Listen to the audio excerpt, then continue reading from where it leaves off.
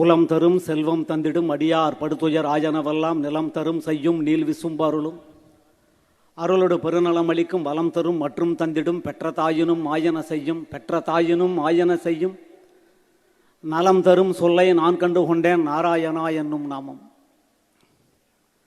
கலைஞருக்கும் பராசக்தி தலைவனுக்கும் பாசுரத்துக்குன்னா அவரை மாதிரி ஒரு அவரை நேசிக்கிற ஒரு தலைவனை பார்க்கவே முடியாது.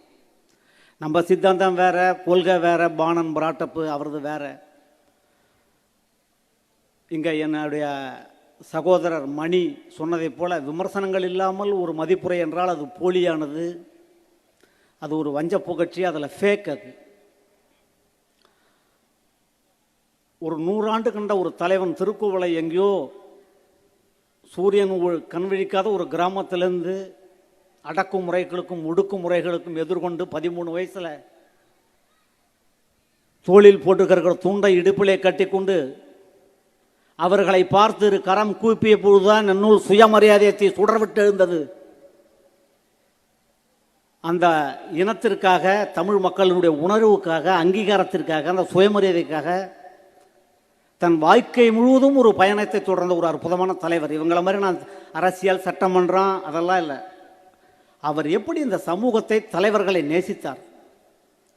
அவருக்கு தனிப்பட்ட விருப்பு கிடையாது. இன்றைய 2024 இந்தியா முழுவதும், குறிப்பாக தமிழ்நாட்டில் தனிமனித வெறுப்பு உச்சத்தில் இருக்கு. இது ஒரு நல்ல ஹெல்த்தி அட்மாஸ்பியர் கிடையாது. சகோதரி தமிழச்சி தங்கபாண்டியன் அவங்க என்னுடைய குடும்ப சகோதரி. ஆங்கிலமும் தமிழும் கைகட்டி நிற்கும். மா சுப்பிரமணியன் 30 வருஷமாக எனக்கு தெரியும். அவர் அமைச்சராக எல்லோரும் இப்போ பார்க்குறாங்க. 12 மணி வெயிலில் அந்த சைதாப்பேட்டையில் கலைஞர் ஆர்ச்சில் மைக்கை பிடிச்சு நெத்தி வேறு கட்சிக்காக பணியாற்றிய தலைவன் தான் இன்றைக்கி அமைச்சர். சும்மா இங்கே எதுவுமே வந்துடாது. There is no free lunch. ஒரு கல்லூரி பேராசிரியர், அவங்க அப்பா தமிழச்சி தங்கபாண்டியன், என்ன அவங்க பாரம்பரியம் அண்ணன். அவங்க அம்மா ஒரு வைணவர். திருப்பதியிலேருந்து வாலி ஒரு தடவை அவதார புருஷன் ராமனை பற்றி ஆனந்த விகடனில் எழுதுகிற பொழுது வாலியினுடைய ஒரு வளர்ப்பு மகன் மாதிரி இருந்தவன் நான், சிஷ்யன். அவருடைய ஆசீர்வாதங்களை, சோசார் ஆசீர்வாதங்களை, கலைஞருடைய அன்பை, ஆசீர்வாதத்தை பெற்றவன். இதை விட ஒரு பெரிய தகுதி என்ன வேணும்? தமிழ்நாட்டில் இருக்கிற எல்லா ஸ்டார்வர்ஸ் மனசுலையும் ஒருத்த இடம் பெறன்னா இதை விட சொத்து சுகம் ஏதாவது வேணுமா? அப்போ திருப்பதி அப்போ பேசினாங்க தமிழச்சி தங்கபாண்டியன் சகோதரர், பிறப்பில்லாதவன் பிறப்பெடுத்தான் நம் பிறப்பை அறுப்பதற்காக. ராமனுக்கும் கலைஞருக்கும் என்ன தொடர்பு உங்களுக்கு தெரியும். ஆனால் அவதார புருஷன் ஆனந்த விகடனில் வாலி எழுதும்போது ஃபஸ்ட்டு ஃபோன் கால் கலைஞர்கிட்டேருந்து வரும். பிரமாதமாக இருக்கியா தமிழ், அதான் கலைஞர். அந்த நேசிக்கிறவர்களே நேசிக்கப்படுவார்கள் என்பதற்கு வாழ்கால உதாரணம். மணி சொன்ன மாதிரி இந்த ஆர்கனைஸ்டு ஸ்ட்ரக்சர் இன்னைக்கு பவரில் இருக்கிறதுனாலன்னு இல்லை, எதிர்கட்சியாக இருந்த பொழுதும் இந்த கூட்டம் இப்படி தான் நடக்கும். இதை விட சிறப்பாக நடக்கும். ஆளுங்கட்சி, ஆட்சி, மிஷினரி, அந்த பேஸ்மெண்ட், அந்த உழைப்பு. அவரை மாதிரி ஹியூமர்லாம் கிடையாது. ஒரு நாள் கோபாலபுரத்துக்கு போய் உட்காந்தேன். ஏதோ பேசிகிட்டு இருக்கும்போது ஒருத்தர் திருப்பதி லட்டு கொடுத்தார். என்ன அப்படின்னார். திருப்பதி லட்டு. அந்த ரெஸ்பெக்ட் த ஃபீலிங்ஸ், மாற்று உணர்வுகளை மதிக்கக்கூடிய மகத்தான தலைவர். எல்லார் மேலேயும் விமர்சனம் இருக்குது. அவர் மேலேயும், இறைவனை தவிர எல்லாரும் விமர்சனத்துக்கு, இறைவனே விமர்சனத்துக்கு உள்ளாரா அது வேற விஷயம். அப்போ லட்டு கொடுக்கும்போது அவர் சொன்னார், இது வரைக்கும் எனக்கு எல்லாரும் அல்வா தான் கொடுத்துருக்கான், இப்போ தான் முதல்ல நீ லட்டு கொடுத்துருக்க அப்படின்னு. கலைஞரை மாதிரி இங்கே பேசுகிறவங்க சொன்னாங்க. 94 வைகோ எனக்கு மிக நெருங்கிய நண்பர். இந்த கோயம்பேட்டில் இருக்கிற இந்த இடத்துக்கு வரும்போதே கண்கலங்க வந்த என் மறைந்தும் மறையாமல் என் நெஞ்சத்தில் கல்வெட்டு மாதிரி உட்காந்துருக்கிற விஜயகாந்த் என்னுடைய அன்பு சகோதரன். அவர் சொல்லி நான் எவ்வளோ கலைஞரை பற்றி விமர்சனங்கள் வரும், கட்சி வரும். இன்றைக்கி கலைஞர் இல்லை, கேப்டன் இல்லை. அவர் கேப்டனுக்கு திருமணம் பண்ணி வச்சது கலைஞர். சசிகலா நடராஜனுக்கு திருமணம் பண்ணி வச்சது கலைஞர். பல முரண்பாடுகள் இருந்திருக்கும். பின்னாடி அவர் சொல்லுவார், நான் என் ஜாதகம் என்ன சும்மா தனிப்பட்ட முறையில் பேசும்போது சொல்லுவார், நான் நல்லது செய்தவர்களெல்லாம் எனக்கு என்னை குத்தி இருக்கிறார்கள். நான் யாருக்கு எதுவும் செய்யலைன்னா கூட அவன் தான் என்னோட கூட இருக்கான். அதனால தான் இந்த கட்சி 60 வருஷமாக இருக்குன்னார். அவரை விட்டு எத்தனையோ பேர் போயிருக்காங்க. அவர் யாரையும் விட்டு கொடுக்க மாட்டார். நான் கூட தனிப்பட்ட முறையில் பேசும்போது சொன்னேன், அதெல்லாம் பேரை சொல்ல விரும்பலை, இப்போ அது சபை நாகரிகம் கிடையாது, அவர்கிட்ட பேசலாம். நான் அவரிடம் எனக்கு அவர் கொடுத்த சலுகையும் அவரிடம் பேசுகிற அந்த ஒரு மகன் மாதிரி அவர்கிட்ட பேசுறதுக்கு சிரிப்பார். அவர் எவ்வளோ பெரிய தலைவர், மூதறிஞர் ராஜாஜி, அல்ட்ரா ஸ்டேட்ஸ்மன், பெருந்தலைவர் காமராஜர், பக்தவச்சலம், பேரறிஞர் அண்ணா. சவுத் மெட்ராஸ் கான்ஸ்டியூன்ஸை பற்றி பேசினாங்க, 2வது தடவை வந்திருக்காங்க சகோதரி. முரசொலிமாறன் திராவிட இயக்கத்தினுடைய கருவூலமாக இருந்தவர், திராவிட இயக்க வரலாறு எழுதினவர், என் man of principle discipline personality Murasoli Maran. அவர் தென்சென்னை வேட்பாளராக இருக்கும்போது ராஜாஜிட்டு ஆசீர்வாதம் வாங்கின படம்லாம் இருக்குங்க. நட்பு வேற. ராஜாஜிட்ட கேட்டான் ஒருத்தன், நீங்கள் எப்படி நினைவு கூறப்படுவீர்கள்னு. அவர் வெஸ்ட் பெங்கால் கவர்னராக இருந்திருக்கார், கவர்னர் ஜெனரல், பிரிக்கப்படாத மாநிலத்தினுடைய தமிழ்நாட்டினுடைய முதலமைச்சர். அதெல்லாம் சொன்னார், நான் இருந்த பதவிகளெல்லாம் அரசு பதவிகளெல்லாம் ரிஜிஸ்டரில் தான் இருக்கும். நான் எழுதிய சக்கரவர்த்தி திருமகனும் வியாசர் விருந்தும் மகாபாரதமும் ராமாயணமும் மக்கள் மனதில் கல்வெட்டுகளாக இருக்கின்றனர். கலைஞர் வெறும் முதலமைச்சர் மட்டுமல்ல, அவர் பாயுமொழி, பண்டாரவன்னியன், பொன்னர் சங்கர், சங்கத்தமிழ், குரலோவியம், 10,000 கடிதங்கள் 2 வரி எழுத முடியல. சூரியனே 6 மணிக்கு தான் உதிக்கிறார், 5 மணி 4 மணிக்கு எழுந்துக்கிற தலைவர். கடைசி 1 வருஷம் அது வயதின் முயற்சி, காலம் கொடுத்த அயற்சி. அவர் மட்டும் இல்லை, இன்றைய முதலமைச்சர். எல்லாரும் விமர்சனம் இருக்குது, எல்லாருக்கும் எல்லாரும் மீதும் எல்லாரும் எல்லாத்தையும் போட்டுட்டு இருக்க முடியாது. இங்கே யாரும் புத்தர், இயேசு, காந்தி கிடையாது. எல்லா விமர்சனங்களுக்கு உட்பட்டவர்கள் தான். ஆனால் 93 பிரிஞ்சு போனார் என்னுடைய அன்பு நண்பர் வைகோ. அதையெல்லாம் தாங்கினார். எம்ஜிஆர் பிரிஞ்சார், தாங்கினார். 77, 80, 84 ஒரு சின்ன பஸ் வரலைன்னா கவலைப்படுறோம். ஒரு சின்ன ஜுரம் வந்தால் வாழ்க்கை முடிஞ்சதுன்னு நினைக்கிறோம். சகிப்புத்தன்மை இல்லை, பொறுமை இல்லை, ஏமாற்றங்கள் இல்லை, தோல்வியை சந்திக்க முடியல. 3 முறை சட்டமன்ற தேர்தலில் தொடர் தோல்வி. 87, 77, 80, 84, 89 வராரு. வந்து 2 வருஷத்தில் ஆட்சி கலையுது. இதெல்லாம் நகமும் சதையும் ரத்தமும் இருக்கிற சாதாரண பலவீனங்களுக்கு உட்பட்ட மனிதர்களால் இதெல்லாம் தாங்க முடியும்னு நான் நினைக்கிறேங்க. நீங்கள் சான்ஸே கிடையாது. அந்த 10-13 வருஷத்தில் எத்தனை ஆர்ப்பாட்டம், போராட்டம், அவருடைய கால்படாத கிராமங்கள் உண்டா? இன்னைக்கு இந்த பில்டிங் திமுகன்ற ஒரு இது இன்னைக்கு நல்லா கம்பீரமாக எழுந்து நிற்கிறதுனா அதில் கலைஞருடைய 75 ஆண்டுகள் உழைப்புன்றது, அது பேஸ்மெண்ட், அடித்தளம் இருக்காது. அதுதான் சத்தியமான உண்மை. Facts cannot be compromised at any cost அப்படின்னா. சத்தியங்களுக்கு சாட்சிகளே தேவையில்லை. அவர் எவ்வளவு ஆற்றல் உள்ளவர், எவ்வளவு நேசிக்கிறவர். சோசாரை பற்றி, சோசார் கலைஞரை ஒரு முறை ஒரு 1.5 மணி நேரம் சந்திக்கிற வாய்ப்பு கிடைச்சிது கடைசியாக, கேப்டன் விஷயமா தான். அப்போ கொஞ்சம் மனசளவில் டிஜெக்டடாக இல்லை, அவர் டிஜெக்டடாக இருந்து பார்த்ததே இல்லை, அப்படியே இருந்தார். எல்லாம் பேசினேன். அப்போ அவர்கிட்ட தொண்டு செய்த பழுத்த பழம், தூய தாடி மார்பில் விழும், மண்டை சுரப்பை உலகு தொடும், மனக்குகையில் சிறுத்தை எழும்னு பெரியாரை பற்றியும் பேசலாம். திருவுடையால் மணவாளா திருவரங்கத்தை கடந்தாய், மருவி மனம் கமிழ்கின்ற மல்லிகை பூ சூட்டவாராயின்னு பெரியாழ்வார் பாசுரம் பேசலாம். சகோதரி சொன்னாங்க இன்னைக்கு, எங்கள் அம்மா அவங்க அம்மாவை நான் பார்க்கணும்னு நினச்சேன், காலம் எனக்கு ஒரு வாய்ப்பு கொடுக்கல. கலைஞர்கிட்ட இதை சொல்லும்போது, அது என்னையா மருவி மனம் கமிழ்கின்ற மல்லிகை பூ சூட்டவாராய்? இல்லை தலைவரை, எனக்கு தெரிஞ்சதை நான் சொல்கிறேன் அப்படின்னு. சகோதரி இன்னைக்கு இங்கே வரும்போது பார்த்தேன், ஸ்டேஜில் பேசும்போது செண்பக பூ வச்சுன்னு வந்திருக்காங்க தலையில். மல்லிகை பூக்கு என்ன ஒரு பெரிய ஸ்பெஷல்னா, மருவி மனம் கமிழ்கின்ற மல்லிகை பூ சூட்டுவாரேன். என் தாய்மார்களுக்கும் சகோதரிகளுக்கும் இங்கே இருக்குங்க. பூ வச்சா, எந்த பூ வச்சாலும் கொஞ்ச நேரத்தில் வாடிடும், அதை தூக்கி நம்ம போட்டுருவோம். மல்லிகை பூ மட்டும் தலையில் வச்சா பெண்கள் வச்ச பிறகு கொஞ்ச நேரத்துக்கு ஒரு 1 ஹவருக்கு 1/2 மணி நேரத்துக்கு அந்த ஸ்மெல் இருக்கும். அதை 8ஆம் நூற்றாண்டில் பெரியாழ்வார், ஒரு மகள் தன்னை உடையேன் உலகம் நிறைந்த புகழால் திருமகள் போல் வளர்த்தேன், செங்கன்மால் தான் கொண்டு போனான் பெருமகளாய் குடி வாழ்ந்து பெரும்பிள்ளை பெற்ற யசோதை மருமகளை கண்டு உகந்து மாநாட்டு புறங்கொள்ளும் எனும். ஆண்டாளை பற்றி, ஆண்டாள் நாச்சியாருடைய தமிழ் தலைவர்கிட்ட சொல்லும்போது பெரியாழ்வார் இப்படி சிந்திச்சிருக்காரு. மகாலட்சுமியை மனதில் வைத்து கொண்டிருக்கிற பெருமாள், திருவுடையால் மணவாளா திருவரங்கத்தை கிடந்தாய், மருவி மனம் கமழ்கின்ற மல்லிகை பூச்சூட்டவாராயின்னா அந்த அந்த பூவுக்கு இருக்கிற அந்த குணம், இயற்கையான குணத்தை அவர் வச்சிருக்காருன்னு அதை ரசித்தார். விண்ணுளார் தொழுதேத்தும் விளக்கினை மண்ணுளார் வினைத்திற்கும் மருந்தினை பன்னலார் பையலும் திருக்கோளிலி அன்னலார் பாதம் அடி தொழுது உயுமினன். அவர் கடவுளை இல்லை, பெரியார் அண்ணா அப்படி வந்தாரா கூட மாற்று சித்தாந்தங்கள், மாற்று மனிதர்களை மதிக்கிற, அந்த உணர்ச்சிகளை நேசிக்கிற, அவர்களை கை தூக்கி விடுகிற, அவர்களோடு சகோதரத்தன்மை பார்க்கிற ஒரு அற்புதமான தலைவர். இன்னைக்கு அந்த அந்த அட்மாஸ்பியரே இல்லை. இன்னைக்கு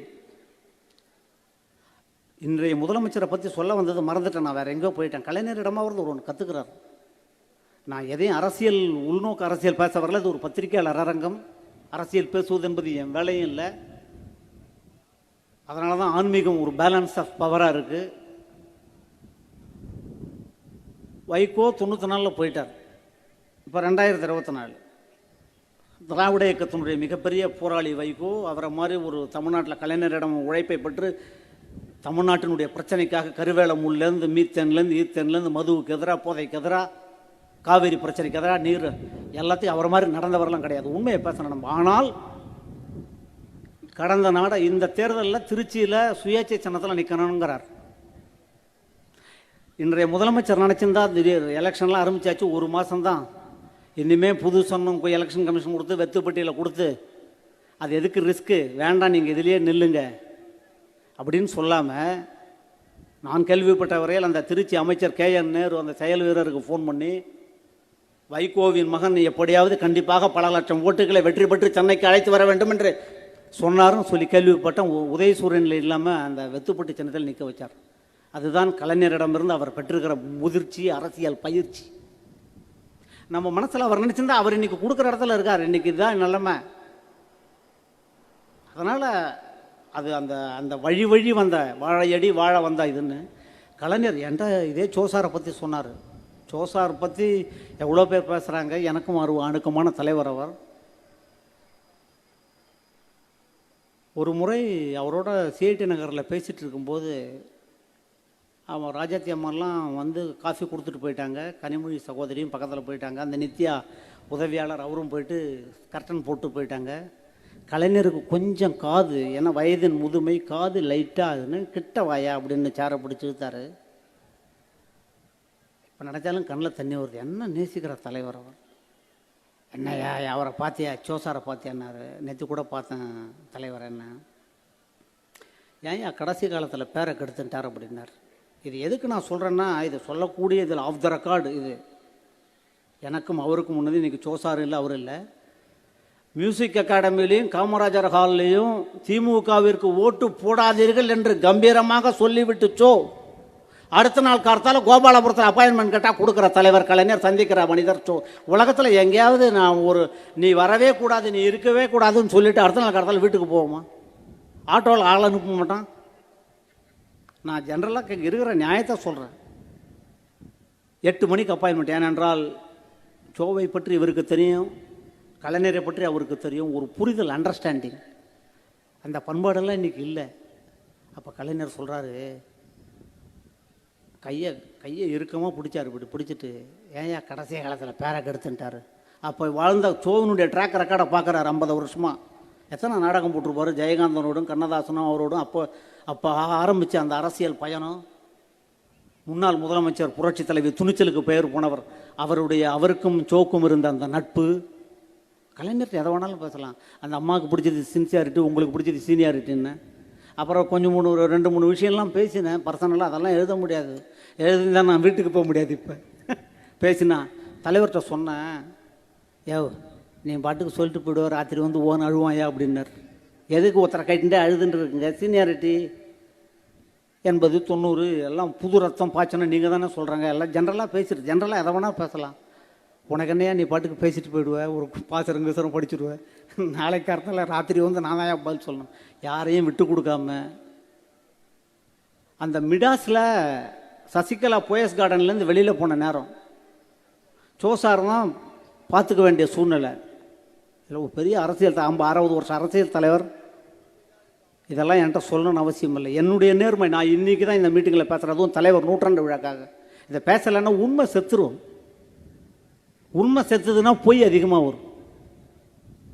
அப்போ சொல்கிறாரு, ஏன் கடைசி காலத்தில் பேரை கற்றுக்கிறார். ஒரு மாதம் தான் இருந்தார் அந்த மிடாத்தில் டேரக்டர்னா. அது அவர் விரும்பி அதுக்கு அது டேரக்டராக இருக்குன்னு அவர் ஆசைப்பட்டாருன்னா, அந்த கால சூழ்நிலை அவங்க பிரிஞ்சவங்க போனாங்க, மீண்டும் வந்தாங்க, அந்த இடைக்காலத்தில் ஏற்பட்டது. அப்போ இந்த மனிதர் மேலே அவர் வச்சிருக்கிற மரியாதை என்ன? ஏன் கடைசி காலத்தில் அவரை மாதிரி உழைக்க முடியுமா? அவரை மாதிரி பேச முடியுமா? அவரை மாதிரி ஒருத்தர் பேசுவாங்க, ஒருத்தர் உழைப்பாங்க, ஒருத்தர் சிந்திப்பாங்க, ஒருத்தர் செயல்படுவாங்க, ஒருத்தர் செயல்பட வைப்பாங்க. ஏன் இவ்வளவையா என்னுடைய அன்பு நண்பர் தமிழறிவு மணியம் பழக்கருப்பையா அவ்வளோ ஒரு ரசிகர் அவருக்கு. ஆனால் அடுத்த நாள் கருத்தால் பழைய கருப்பன்னு பாக்ஸ் கட்டுவார். அதனால் அவருக்கு யார் மீதும் கிடையாது. நான் ஒரு நாள் 2009 கலைவாணர் அரங்கத்தில் தலைவரை வச்சுன்னு பேசினேன். தலைவர் முதலமைச்சராக இருக்கார், எல்லாருக்கும் பாரதியார் விருது, பாரதி விருது, அம்பேத்கர் விருது, எல்லாரும் விருது கொடுத்தாங்க.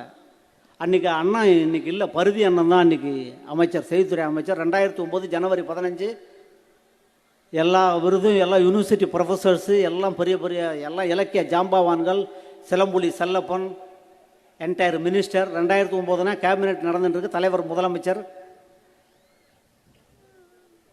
அவரால் அன்றைக்கும் ஜுரம் உடம்பு முடியல, செய்தியாளர் அமைச்சர், செய்தித்துறை அமைச்சரை வச்சு விழா நடத்துங்கன்ட்டார்.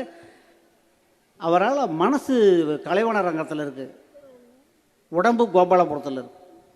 சாயந்தரம் வீட்டில் கீழே ரெஸ்ட் இருக்கேன் அப்படின்னு சொல்லிட்டு வந்துட்டார். அப்போ வந்துட்டு அன்றைக்கி பாசுரங்கள் எல்லாம் பேசினேன், எல்லாத்தையும் சொன்னேன், நல்லா பேசினார். ஜெகத்ரட்சகனை போன்ற பாசுரங்களை எல்லாம் பாடுகிற என் அன்பு தம்பினர். அடுத்த நாள் காலத்தில் என்ன ஜெகத்ரட்சன் பார்வை பார்க்கணுமே, என்னடா அப்படின்னாரு. அந்த மாதிரி அவர்கிட்ட திருவாரூரை பற்றி பேசலாம், தியாகேசா மகாராஜா என்னப்பா 2 பாசுரம் சொன்னால் என்ன தமிழ்னுவார். அதுக்காக டிரான்ஸ்மிஷனில் எல்லாத்தையும் நேசிக்கப்படுகிற இந்த கட்சி இன்னைக்கு உயிர்ப்பாக இருக்குன்னா உடலினை உறுதி செய்கின்ற மாதிரி. நான் தான் சொல்கிறேனே, அந்த மைக்கை பிடிச்சின்னு சைதாப்பேட்டையில் 12 மணி வெயிலில் பேசுகிற அந்த மா சுப்பிரமணியம் தான் என் நெஞ்சில் நிற்கிறார், கண்ணில் நிற்கிறார், க்ளோஸ்அப் ஷாட்டில் வரார். ஏன்னா வியர்வி அதெல்லாம் அதை மாதிரிலாம் முடியாது. கும்பல் என்பது கூடி கலைவது, கூட்டம் என்பது கூடி நிலைப்புதுன்னார் வளம்புரிஜான். இது கும்பல் இல்லை, கலைந்து போகிற மேகங்கள் இல்லை. 75 வருஷமா இந்த கூட்டத்தை அப்படியே திரட்டி வச்சிருக்காரு. ஃபிக்ஸட் டெபாசிட் இது. இதுக்கு எவ்வளவு வியர்வை சிந்திருக்கணும், எவ்வளவு உழைச்சிருக்கணும். அவர் ஆளுங்கட்சியாக இருக்கிறதை விட, அவர் முதலமைச்சராக இருந்ததை விட எதிர்கட்சியாக இருக்கிற பொழுதுதான் அவர் அதிகமாக பணியாற்றினார். ஆளுங்கட்சியாக இருக்கும்போது கூட அதிகாரி கோட்டன், அந்த போர் குணம், அந்த எதையும் சந்திக்கிற ஆற்றல், அவரை மாதிரிலாம் முடியாது. அவர் எந்த பகையும் மனசில் வச்சுட்டதே இல்லை அந்த நேரத்தில். ஆனால் முரசொலியில் பாக்ஸ் கட்டுவார், பிச்சு எடுப்பார். தமிழ் எக்ஸ்பிரஸில் காவிரி மறுக்கப்பட்ட வரலாறுன்ட்டு ரேப்பர் போட்டு விவசாயி தள்ள கை வச்சுன்னு உட்காந்துக்கிறான். நானும் திருவாரூர் பாபுவும் அவருடைய திருமணம் அழைப்பதற்காக கொடுக்க போனோம். என்னையா அப்படின்னாரு. திருவல்லிக்கணி பெரியவர் என்று சொல்லப்படுகிற சின்ன குத்தூசி அண்ணன் தான் அனுப்பிச்சார் எங்களை. அந்த ரூமில் அண்ணனோட கோபாலனோட எவ்வளோ நாள் திருவல்லிக்கணியில் அதெல்லாம் பழைய காலங்கள், சங்கதிகள், சங்கமங்கள். அப்போ போன உடனே கலைஞர் பார்க்குறாரு, என்னையா திருவாரூர், எந்த தெரு, என்ன இதெல்லாம் கேட்டு அந்த ரேப்பர் அட்டை, இந்த ரேப்பரும் நல்லா இருக்குது, காலையில் வந்த ரேப்பரும் நல்லா இருக்குன்னார். காலையில் அட்டை கிழிச்சு தொங்க விட்டோம். காவிரி மறுக்கப்பட்ட வரலாறு. ஏதோ இவர் தான் போய் தண்ணியை தடுத்து நிறுத்தின மாதிரி. அது 70 வருஷமாக அவன் மழை பெஞ்சா விடுறான், இல்லைன்னா விட மாட்டேங்கிறான். காவேரி ட்ரிபியூனல் துரைமுருகன் ஒரு 1000 அறிக்கை விட்டுருப்பாரு, கர்நாடகாவில் ஒரு 1000 அறிக்கை விட்டுருக்கும். மழை பெஞ்சா ஒகேனக்கல் வழியாக தண்ணி வருது. இதுதான் உண்மை. ஆனால் ஒரு முதலமைச்சர் அன்னைக்கு வந்திருக்கிறது புக்கு. நீங்கள் வேறு அந்த மாதிரி திமுகவுக்கு ஓட்டு போடாதேன்னு சொல்லி சோசார் அடுத்த நாள் பார்க்க முடியுமா? சோசார் பார்க்க ஆசைப்பட்டா கூட அந்த தலைவன் பார்ப்பானா? தன் மீது இருக்கிற நம்பிக்கை, தன் இயக்கத்தின் மீது இருக்கிற நம்பிக்கை, தன் தொண்டர்களின் மீது இருக்கிற நம்பிக்கை, வருகிற தலைவன் மீது இருக்கிற நேர்மை, இதெல்லாம் தான் இன்றைய அரசியல்வாதிகள், இன்றைய தமிழ்நாட்டில் இருக்கிற முக்கிய தலைவர்கள் எல்லாம் தனி மனித வெறுப்புகளை விட்டு சித்தாந்தம் நிறையா இருக்கணும். நான் சிந்திக்கிற மாதிரியே மணி சிந்திக்கணும்னு அவசியம் இல்லை, அண்ணன் கோபால் சிந்திக்கணும்னு அவசியம் இல்லை. அப்புறம் எதுக்கு தனித்தனி உடம்பு, தனித்தனி தாய் தகப்பன் எல்லாம்? ஆனால் ஒரு மையப்புள்ளியில் நின்று ஒரு நாட்டின் நலன் கருதி சிந்திக்கணும். ஒரு தெரியாத கலைஞர் பேர கருணாநிதி அப்படின்னு சட்டமன்றத்தில் சொல்லிட்டாரு. எம்ஜிஆர் யார் அப்படி பேசுகிற, எனக்கும் தலைவர் அவர் அப்படின்னார். இதெல்லாம் நடந்த வரலாறு, ரெக்கார்ட்ஸ் இருக்குது. இன்னும் 3 பேர் பேசணும். நான் நிறைய நேரம் பேச விரும்பலை. ஒரு அற்புதமான உழைக்கிற உழைத்து இந்த கட்சி என்ற அளவுக்கு பெருமைப்படுத்தியிருக்கிற எழுத்தாற்றல், பேச்சாற்றல், சிந்தனையாற்றல், ஒரு கலைஞர் வந்து ஒரு சிற்பம் மாதிரி, சிற்பி செதுக்கிற சிற்பம் மாதிரி. கலைஞர்கிட்டேருந்து மணி சொன்னார நிறைய கற்றுக்கணும், உழைப்பை கற்றுக்கணும், தோல்வியை கண்டு துவளாமையை கற்றுக்கணும், எதிரிகள் இருந்தாலும் அவனை நேசிக்கிற ஆற்றல் கற்றுக்கணும். அவரை மாதிரிலாம் உழைய முடியாது. வாலி சொல்லுவார், வாலி அண்ணா அப்போலோ ஹாஸ்பிட்டலில் படுத்துட்டு இருக்கார், உடம்பு சரியில்லை. கலைஞர் ஆற்காடு வீராசாமி அவர்களை அனுப்பிச்சிட்டு போய் பார்த்துட்டு பர்சனல் செல் நம்பரை கொடுத்துட்டு, உங்களுக்கு எப்பயாவது ஏதாவதுன்னா யார்ட்டையும் கேட்கணும், என்கிட்ட கேளுங்க அப்படின்னார். வைரமுத்து மாதிரி டெய்லி போகிறவர் இல்லை, அந்த அளவுக்கு நட்பு கிடையாது, காலையில் பேசுகிறவர் இல்லை. எங்கேயாவது பட்டிமன்றம்னா அறிவாலயம் வருவார் அண்ணா, வாலி அண்ணா. ஆனால் அந்த தமிழை, இத்தனைக்கும் படகோட்டியிலேருந்து எம்ஜிஆர் முதலமைச்சராக இருக்கிறதுக்கு வாலி அண்ணனுடைய பாட்டு ஒரு முக்கிய காரணம், ஒரு தூண். அதெல்லாம் பாஸ்ட் ஹிஸ்ட்ரி, ட்ராக் ரெக்கார்டு. ஆனால் யாருக்கு இருந்தார்? தமிழறிவு மணியன் பாரதியார் வருது, அவர் கூட்டு கொடுத்தார், அவர் வீடு தங்கறதுக்கு கொடுத்தார். அற்புதமான மனிதர், தூய்மையானவர் அவர் தமிழ். ஆனால் இவர் நம்மளை திட்டினாரு, இவர் நம்மளை விமர்சித்தாரு, அது அரசியல்லையும் பார்த்ததில்லை, ஆன்மீகத்திலையும் பார்த்ததில்லை, எழுத்துலையும் பார்த்ததில்லை, தனிநபர்லையும் பார்த்ததில்லை. ஒரு அற்புதமான தலைவன். இப்படிப்பட்ட ஒரு நல்ல தலைவனை, ஒரு யுக புருஷன் கலைஞர். என்கிட்ட நேற்று ஒரு கோயிலுக்கு போயிட்டு வந்தேன். ஒரு 2 நாள் முன்னாடி அமாவாசை தர்ப்பணம் முடிச்சுட்டு ஒருத்தர் என்ன தனியாக ஒதுக்கினார். இப்படி ஒதுக்கின்னு போனார், தள்ளின்னு போனார். என்னென்னு, நீங்கள் நல்லா பேசுகிறேங்க, யூடியூப் பாசுரங்கள், ஆன்மீகம், அரசியல் எல்லாம் பேசுகிறேங்க, சினிமா நடிக்கிறேங்க, பார்க்குறேன். இந்த கலைஞரை ரொம்ப பாராட்டுறாங்களே, அவர் எப்படி அப்படின்னாரு. அவருக்கு ஒரு சந்தேகம். அவரும் ஒரு ஐயர், கேட்டது நான் ஐயர். நான் சொன்னேன், ஒரே பதில் சொன்னேன், பழகி பார்த்தா தான் தெரியும் அப்படின்னு. மிக அற்புதமான தெரியும். காலம் தமிழுக்கு கொடுத்தாய் டாக்டர் கலைஞர். நன்றி, வணக்கம்.